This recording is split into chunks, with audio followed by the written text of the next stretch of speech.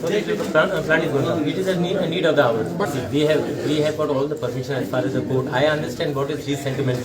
He is basically talking because of the people, his people. So he's trying to, but these same people basically have gone to the court and all. Yeah. And we have got a clearance from all the court.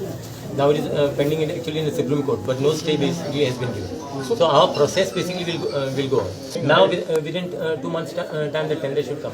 These same people, whoever is objecting, they had gone to the court and they went to different authorities also to basically to stall the plant. But basically courts and the other authorities have taken no heed. See, I discussed with the local MLA also during the assembly session, and my reply itself is there. If you go to see, you just check my reply in anyone who I think the MLA itself had raised the issue. I have told him the plant has got to come, then will be coming. So suppose you... And it is not, see, he has been MLA now.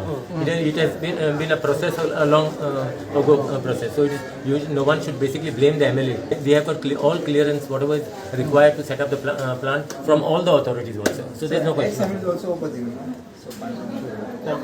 I don't know who was opposing or who is this thing, but I am just trying to, it was proposed earlier that plant is going to take place.